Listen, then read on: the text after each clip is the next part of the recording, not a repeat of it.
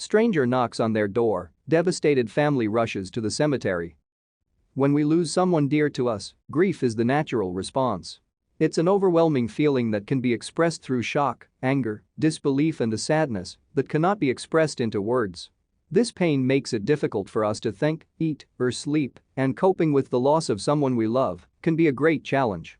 This is what a family went through when they hear their beloved 29-year-old son and father had died. It was unexpected, and years later, the family learns something that has shocked a whole country. It was all caught on camera. Losing someone we love can be devastating. Nothing hits you harder than this news, and no matter how prepared you are for that moment, it's still unbearable. The same thing fell to family and the friends of a young man from the UK. The man was only 29 years old when he died, and it's obvious nobody saw it coming. Healthy and active, with no risk of developing any life-threatening illnesses, Wayne Edwards' departure was a shock for the whole community. The mystery surrounding his death was still lingering, even after nearly 4 years. His family was still coping with the fact that he was no longer among them, and when that man came knocking on their door, the pain resurfaced. Originally from Markham, Wayne Edwards had been a footballer for nearly a decade. He was midfielder at the local club Aberbargoed Buds. On July 13, 2016, he died, and everyone agreed that he died too soon. What happened? Nobody knew it, and probably neither Wayne. It may have started with feelings of loneliness or with denial in the face of anxiousness or depression. But on July 13, the young man decided to let go of these thoughts. You can never know what people feel on the inside. Some are not comfortable sharing what's on their mind. Unfortunately for Wayne's loved ones, finding out what was happening to him was too late. His family didn't see the warning signs, and on July 13, 2016, Wayne was found dead. The official statement was that suicide was the cause of death. It was a hit that lasted with his family for the past 4 years and was reignited this summer with that knock on the door. Wayne's uncle Chris Postians later told reporters that it was June 29 when someone came to their door. Someone from the council came around and told us the news on Monday morning. Here's what they learned about Wayne. It was nearly 4 years since Wayne was no longer with them, and as July 13 was approaching, Wayne's mother was having a very difficult time. When she heard what the man had to say about her son, she nearly collapsed. According to the council representative, the family learned that Wayne's headstone was smashed over the weekend. But as they hurried to the cemetery, the family talked to a lady who had been there the past Sunday. We went up there and a lady who had been there on Sunday afternoon told us it hadn't been like that then, said Chris, who added that they were all devastated when they heard what happened. They didn't expect to see just how bad things were. The graveyard attendant there said he'd never seen a headstone smashed like that in 40 years, explained Chris to the reporters. Stunned to see the sight of the headstone, Wayne's mother took out her phone and started filming the trashed cemetery. You won't believe what she saw. Chris said that he couldn't understand who would do something like this. My sister is reliving his death now. Grief overcame her, and as she filmed the trashed tombstone, the mother couldn't stop crying. Her video ends up on YouTube and then, the family gets a call. It's getting near the anniversary, which is always hard enough as it is, and this just makes it harder. His 3 brothers are devastated too, added Chris.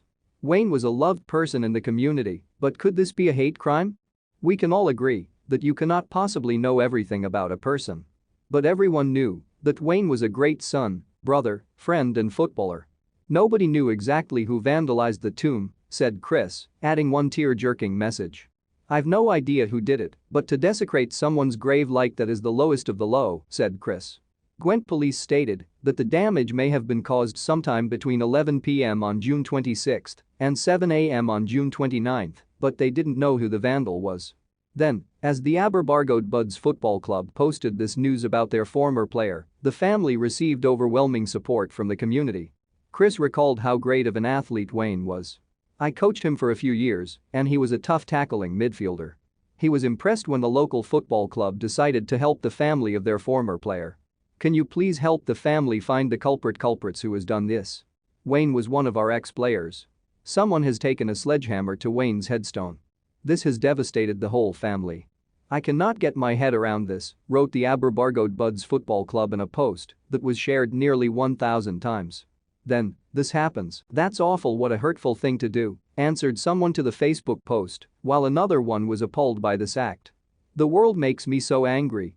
Why on earth would anyone want to do this? "I would be happy to donate to help," wrote someone on the football club's post, and many expressed their disgust when they heard that someone vandalized a grave. "I'll happily donate for a replacement. Don't know the family, but this is truly heartbreaking," said someone else.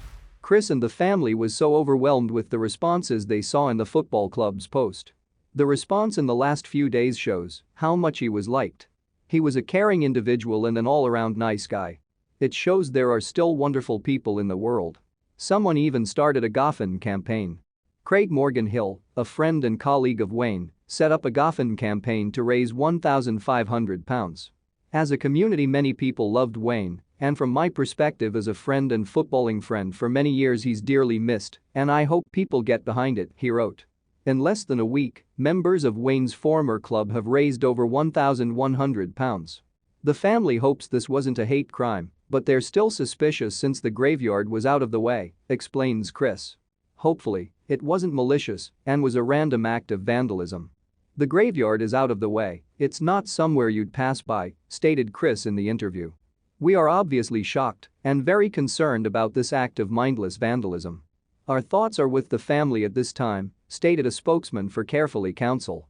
Wayne, nicknamed Chippy by his loved ones and friends, now has a new headstone, and everyone is now at peace. The pain still lingers, but everyone's thankful that Wayne is still remembered by the community. There have been other similar incidents discovered, including the grave of a newborn. Her mother had placed toys and small decorations, and they had been smashed and littered with beer bottles.